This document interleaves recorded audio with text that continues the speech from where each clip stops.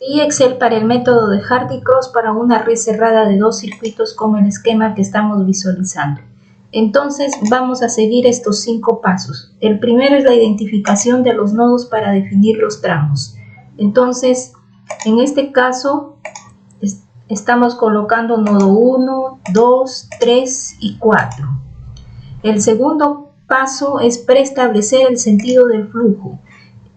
Podemos visualizar que en este ejercicio ya nos están brindando el sentido del flujo. Podemos ver que el sentido del flujo es del nodo 1 hacia el nodo 3, del nodo 2 hacia el nodo 3, del nodo 1 hacia el nodo 4 y del nodo 2 hacia el nodo 4. Este sentido de flujo, al finalizar el método de Hardy-Cross, vamos a visualizar si es el correcto. El tercer paso es definir los circuitos. También nos han brindado como dato, en este caso ya nos han dado los circuitos, circuito 1, circuito 2. El cuarto paso es definir el recorrido del flujo en sentido horario. Y el quinto paso es asignar caudales iniciales a cada uno de los tramos. Entonces, para definir el sentido del flujo en sentido horario, vamos a decir que si el sentido del flujo coincide con el sentido horario, ese caudal va a ser positivo. Si el sentido del flujo coincide con el sentido antihorario, ese caudal va a ser negativo.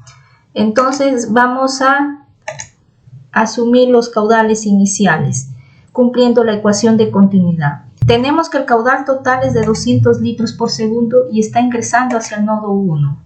Ahora del nodo 1 va a ser repartido hacia el nodo 3, nodo 2 y nodo 4. Entonces voy a decir que hacia el nodo 3 va a ir un caudal de 25 litros por segundo, hacia el nodo 2 de 150 litros por segundo y hacia el nodo 4 de 25 litros por segundo. De tal manera que el caudal que está ingresando es igual al caudal que está saliendo del nodo 1, que en este caso es de 200 litros por segundo. Ahora me ubico en el nodo 2. Podemos visualizar aquí que hacia el nodo 2 está ingresando un caudal de 150 litros por segundo, pero tengo una demanda de 50 litros por segundo, entonces me va a quedar 100 litros por segundo para ser repartido hacia el nodo 3 y hacia el nodo 4. Aquí estamos visualizando que el recorrido del flujo, en este caso, es del nodo 2 hacia el nodo 3 y del nodo 2 hacia el nodo 4. Entonces, si ingresa un caudal de 150 litros por segundo hacia el nodo 2 y hay una demanda de 50 litros por segundo, me queda 100 litros por segundo de caudal para ser repartido hacia el nodo 3 y hacia el nodo 4. Voy a decir que hacia el nodo 4 va un caudal de 55 litros por segundo y hacia el nodo 3 un caudal de 45 litros por segundo. De tal manera que si yo sumo 45 más la demanda de 50 más 55, ahí tengo el caudal que está ingresando hacia el nodo 2, que en este caso es de 150 litros por segundo. Ahora me ubico en el nodo 3. Aquí en el nodo 3 visualizamos que está ingresando un caudal de 25 litros por segundo que viene del nodo 1 y un caudal de 45 litros por segundo que viene del nodo 2. De tal manera que si sumo, el caudal que ingresa al nodo 3 es de 70 litros por segundo y justamente esa es la demanda que está existiendo en el nodo 3. Ahora me ubico en el nodo 4. Hacia el nodo 4 podemos visualizar que está ingresando un caudal de 25 litros por segundo que viene del nodo 1 y un caudal de 55 litros por segundo que viene del nodo 2. De tal manera que si sumo los caudales de los dos tramos tenemos un caudal de 80 litros por segundo que justamente es la demanda que existe en el nodo 4. Entonces no olvidemos que se debe cumplir la ecuación de continuidad.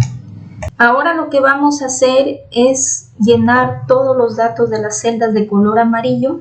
El n es 1.85 porque estamos usando la ecuación de Hassing y Williams para determinar las pérdidas de carga. Entonces vamos a completar los datos en la longitud, el diámetro y el coeficiente C de Hassing y Williams para cada una de las tuberías. Y también tenemos que completar los caudales que hemos asumido anteriormente con el signo correspondiente.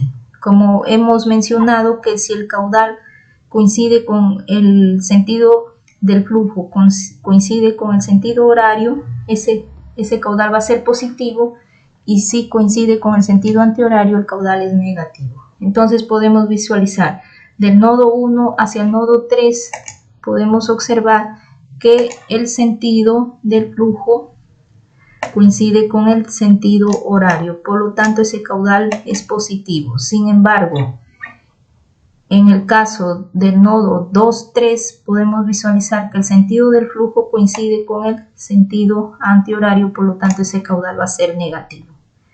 Para el nodo 1, para el tramo 1-4 podemos visualizar que su sentido de flujo es antihorario, por lo tanto ese caudal va a ser negativo. Y el nodo 2-4, el sentido del flujo coincide con el sentido horario, por lo tanto ese caudal va a ser positivo. Entonces,